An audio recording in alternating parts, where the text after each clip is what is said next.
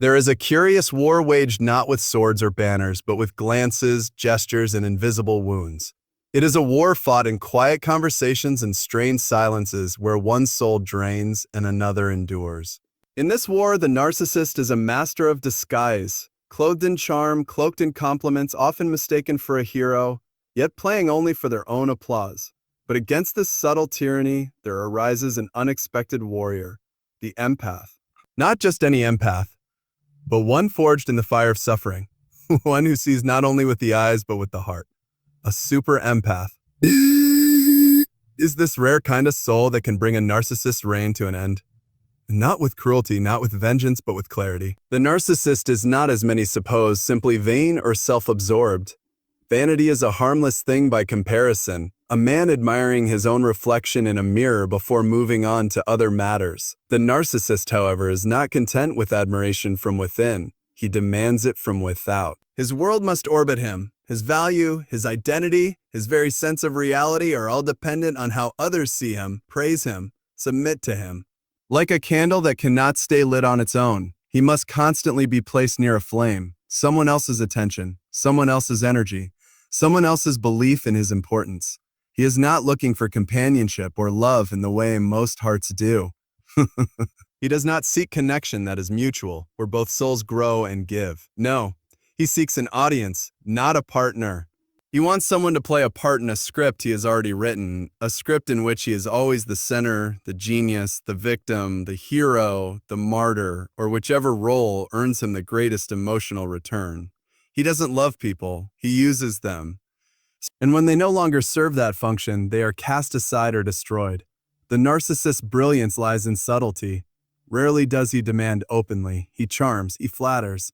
He makes you feel special, chosen. He does this not out of genuine care, but because if you feel seen, you are more likely to see him in the way he wants. It's a transaction disguised as affection. In this way, he sets the stage, slowly drawing others into a relationship where the terms are always shifting, where you are made to feel both lucky and inadequate, cherished and disposable, all at once. This instability keeps the narcissist in control. You are too busy trying to please him, or to understand what changed, to notice that you've begun to disappear in the process. What he cannot tolerate, what threatens his entire psychological ecosystem, is someone who no longer plays along. When the mirror refuses to reflect, when the audience grows silent, the narcissist begins to unravel. He is not sustained by truth or authenticity. Those things, in fact, repulse him because they are things he cannot grasp. Truth holds a mirror too steady and he fears what it might show. Authenticity requires vulnerability, and that would mean admitting fault, weakness, or perhaps most terrifying of all, that he is not in fact superior. This is why the narcissist must surround himself with the emotionally compliant. Those who question him, challenge him, or even merely see him clearly are exiled or punished. Not necessarily in dramatic or public ways, though sometimes that too, but often through slow withdrawal, coldness, or the calculated planting of doubt. The narcissist, you see, cannot simply let someone go. He must ensure they doubt themselves as they leave. That is the final act of control. But for all his manipulation, the narcissist is not whole. That's the irony. For all his dominance, he is deeply dependent on the perceptions of others, on the emotional labor of those around him, on a world that continues to believe in his illusion. Strip away the audience, and the performance crumbles. Take away the mirror, and the image fades. He cannot stand alone because there is no foundation underneath the persona he has built. Thus, he thrives on control, not the kind exercised by strength, but the kind disguised as need, as charm, as helplessness, even as love. And in that dependence lies the secret to his undoing. It is easy to mistake deep feeling for fragility. Many do. They look upon those who cry easily, who sense the moods in a room, who are wounded by words others shrug off, and assume these are the weak ones. The overly sensitive, the delicate, the ones who must toughen up if they are to survive the world. But what they fail to understand is that sensitivity is not the opposite of strength. It is, in fact, one of its purest forms. And when that sensitivity is coupled with insight, clarity, and an unwavering sense of justice, it becomes something formidable. It becomes the strength of a super empath.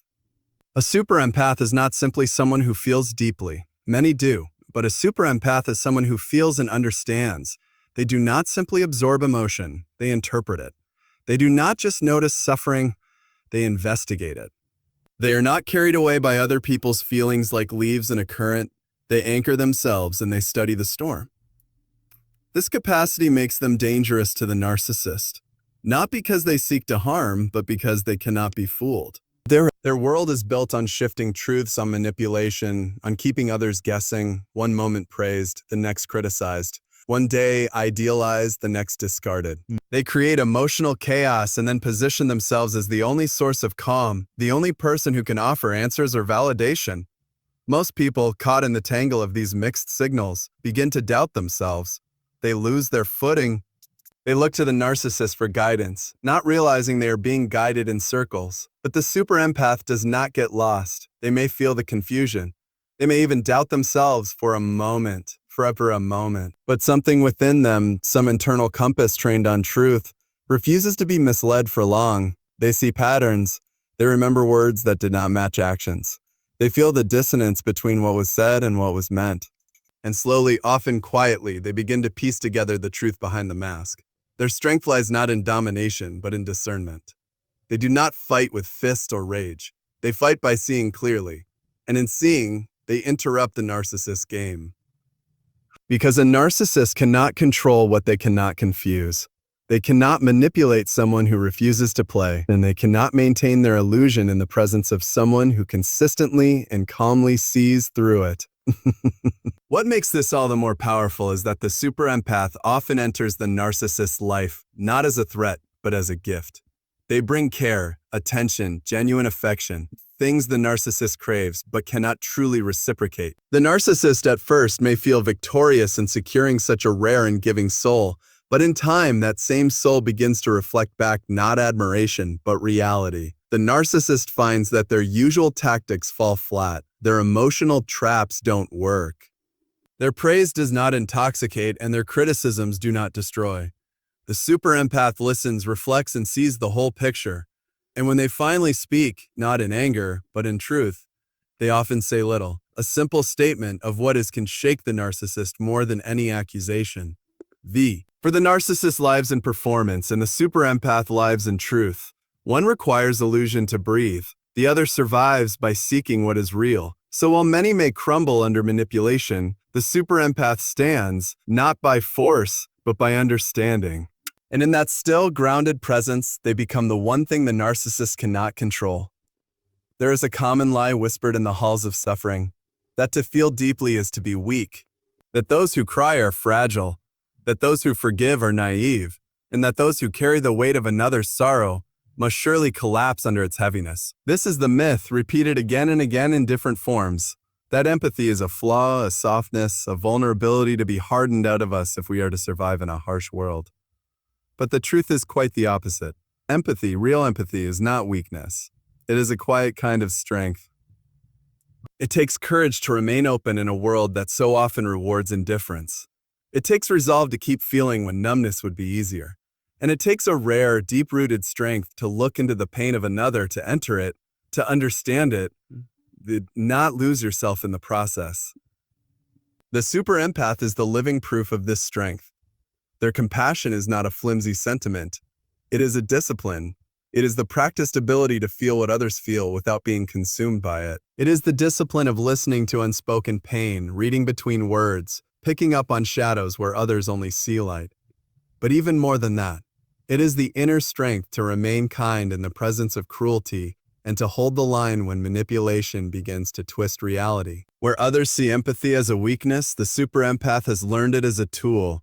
It is a blade not used to wound, but to cut through illusion. It is a shield not to hide behind, but to protect the dignity of the self and others. The narcissist, who depends entirely on surface-level admiration and emotional confusion, has no such tool. The narcissist has learned to fake connection, to mimic concern, to feign interest in others. But what they do not understand, what they cannot manufacture, is genuine emotional strength.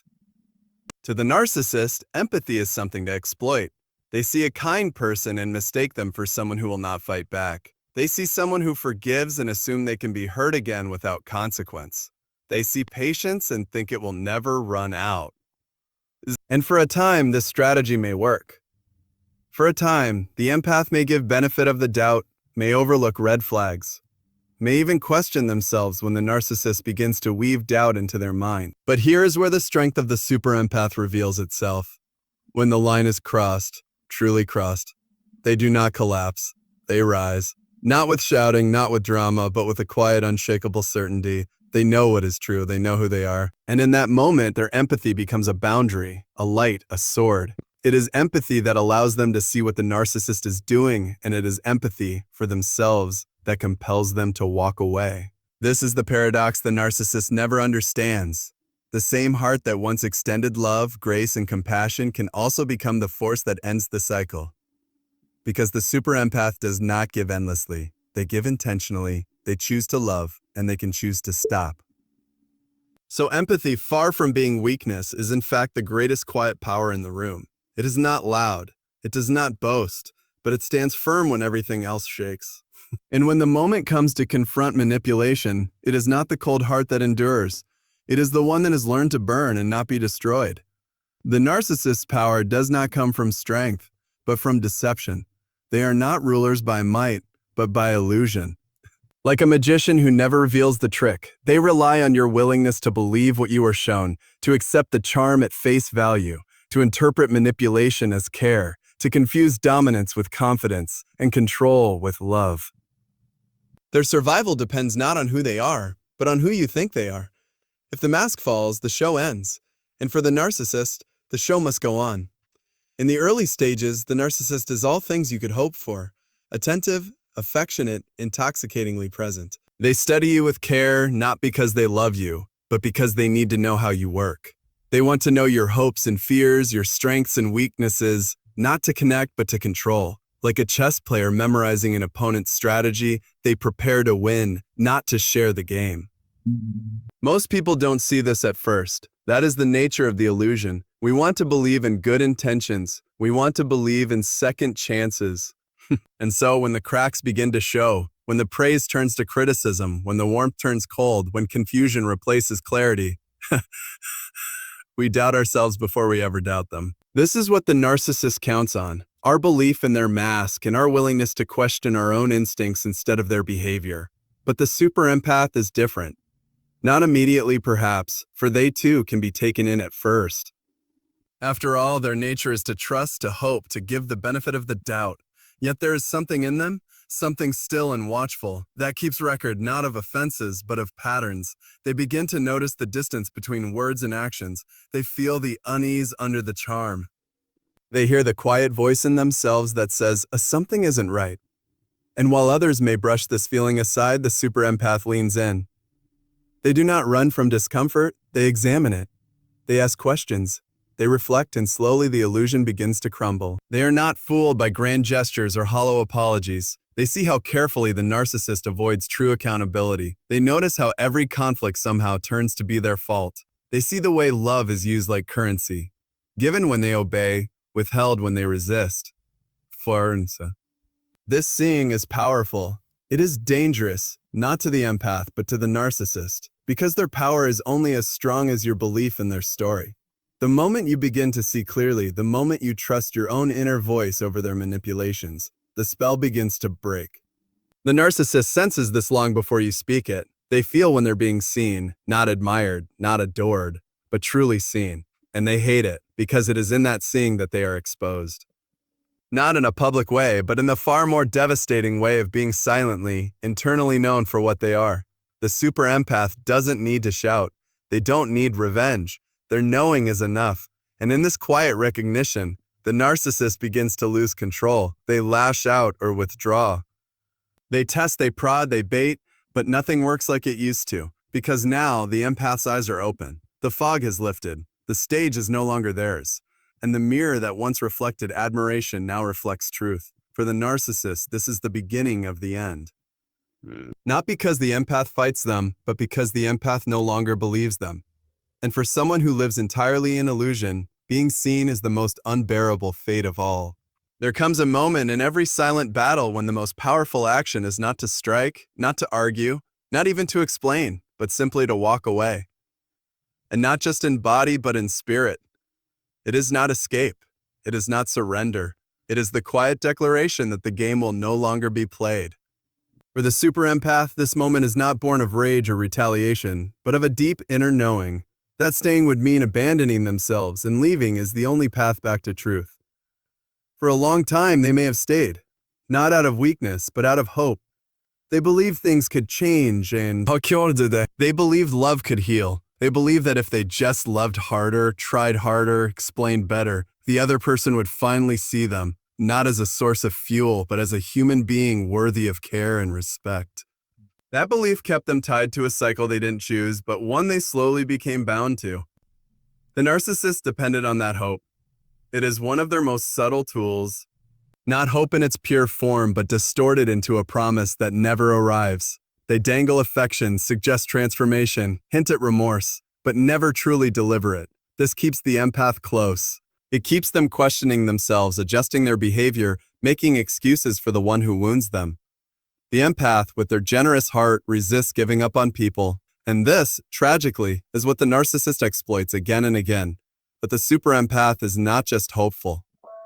They are also wise. And that wisdom, though slow and quiet, begins to rise. It begins to whisper, "This is not love." It begins to push back against the constant self-doubt, the endless confusion, the rewriting of reality that always seems to favor the narcissist. One day something shifts. Not necessarily because of a great betrayal or final cruel word, but often because of the 100th small wound that cuts just a little too deep. And in that moment, the super empath does what the narcissist never expects. They stop participating. Curé. This is not the explosive departure the narcissist prepares for. There are no dramatic farewells, no shouting matches, no pleas for attention. There is just silence, space, and the unshakable presence of someone who has remembered their worth. The narcissist may panic. They may attempt to reclaim control, to reignite the cycle, to provoke a reaction, but none of it lands because the empath has stepped out of the narrative entirely. They have ceased to be a character in the narcissist drama and returned to being the author of their own life. Walking away is not an act of cruelty. It is an act of profound self-respect. It is a refusal to keep sacrificing oneself at the altar of someone else's dysfunction.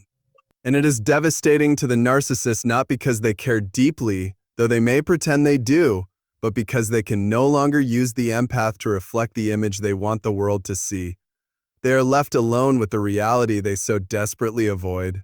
For the super empath, walking away is not just leaving a person. It is leaving behind the false self they were forced to become in order to survive. It is a return to truth. It is liberation. And in the end, it is this act, not rage, not revenge, not exposure, that undoes the narcissist most completely, because control cannot exist without consent. The narcissist cannot dominate someone who is no longer playing the game. And in the silence left behind, they are faced with something they've spent their entire life running from, themselves. The end of the story does not always come with a crash. Sometimes it comes quietly, like the slow return of light after a long night. The super empath does not destroy the narcissist in the way the world imagines. There are no fireworks, no dramatic confrontations, no great spectacle. Their power lies not in what they do to the narcissist, but in what they stop doing. They stop engaging. They stop justifying. They stop shrinking themselves to fit into the narcissist's fragile world. And in that absence, in that space where the empath used to bend, adapt, and endure, the narcissist begins to unravel. To understand this, one must first see the narcissist clearly. They are not whole, They are not self-sustaining. They are a hollow vessel, held together by the energy and attention of others. Without a mirror reflecting their constructed image back to them, they begin to fade. They rely on others not to love them, but to keep them propped up emotionally and psychologically. They extract worth from admiration, control from confusion, and identity from the roles they force others to play. But when the super empath detaches, truly detaches, not just physically but emotionally and spiritually, the narcissist is left with a reflection that no longer validates the fantasy. There is no longer a willing participant feeding the illusion. The energy source is gone. And in that quiet absence, the narcissist faces something they've spent their whole life avoiding, their own emptiness. The empath does not need to seek revenge. That is not their nature. Their strength lies in choosing peace, even after chaos, in choosing clarity, even after deception. They heal, not because it is easy, but because they choose to face the pain honestly. They examine the lies they were told and the ones they told themselves. They grieve what they thought they had, and they rebuild. It is not a fast process, but it is a real one. And with every step, they move further from the narcissist's grip. This healing is the final blow, though it is not intended as such. When the empath heals, they reclaim everything that was slowly taken from them. Their voice, their sense of reality, their joy, their autonomy. They become again who they were always meant to be, perhaps even stronger, more discerning, more grounded, more aware of their own worth. And in doing so, they create a life that no longer includes the narcissist, not out of hatred, but out of necessity. Meanwhile, the narcissist, once so certain of their hold, so assured in their control, finds themselves unable to recreate what they had. Because while they may find new people, new sources of attention, they never truly forget the one who saw them clearly and walked away anyway. It is not the loss of love that haunts them, but the loss of control, the loss of influence, the loss of someone who, despite everything, had offered real connection, and who finally chose to withdraw it. That is the unspoken end. Not with noise, but with silence. Not with conflict, but with distance. Or the empath becomes a mirror no longer reflecting the narcissist's fantasy, but their absence. And in that space, the truth speaks louder than any confrontation ever could. So the super empath does not destroy the narcissist with anger or force. They do it by healing, by choosing themselves, by no longer allowing their light to be dimmed in the service of someone else's illusion.